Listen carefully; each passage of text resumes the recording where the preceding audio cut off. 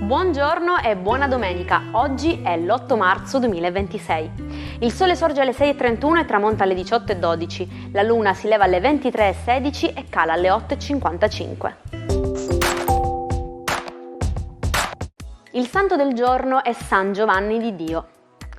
Giovanni è un nome di origine ebraica che significa dono o grazia di Dio, ma anche Dio è esaudito o il Signore è misericordioso.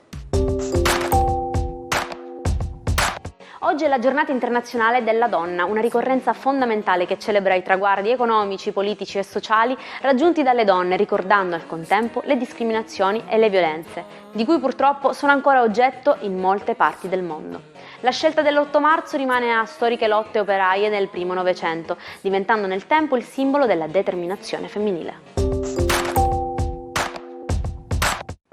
Un augurio ad Antonello Venditti che compie oggi 77 anni.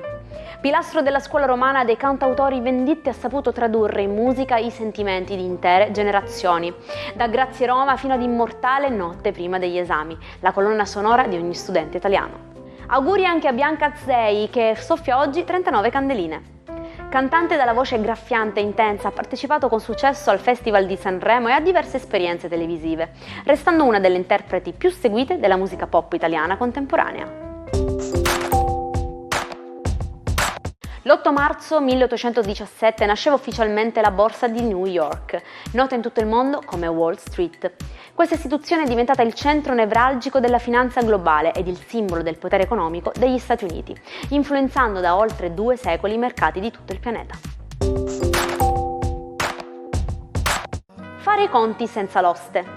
Questo modo di dire si usa per descrivere chi è troppo sicuro di sé e agisce convinto di aver già ottenuto un risultato, dimenticandosi però di considerare le variabili esterne o le persone che hanno l'ultima parola. L'8 marzo 1918 si registra il primo caso documentato di quella che passerà alla storia come l'influenza spagnola. Si trattò di una delle pandemie più letali della storia umana che in soli 2 anni uccise decine di milioni di persone. Il nome Spagnola derivò dal fatto che solo i giornali della Spagna, paese non coinvolto nella Prima Guerra Mondiale, riportarono liberamente la notizia dell'epidemia senza censura militare. Oggi ricordiamo Max Conrad, il nonno volante. Sassofonista di talento che abbandonò tutto per il volo, Conrad sopravvisse ad un tragico incidente che lo privò temporaneamente della voce, ma non della voglia di volare. Diventò infatti uno dei piloti più famosi del mondo, stabilendo numerosi record di trasvolata solitaria e dimostrando che nessuna ferita può fermare chi ha il cuore tra le nuvole. E ci salutiamo anche oggi con la nostra frase del giorno. Una ragazza saggia conosce i suoi limiti, ma una intelligente sa che non ne ha. Oggi cogliamo l'occasione per fare un gesto d'affetto, dare un'attenzione in più alle donne della nostra vita. Sono le piccole cose a cambiare il mondo.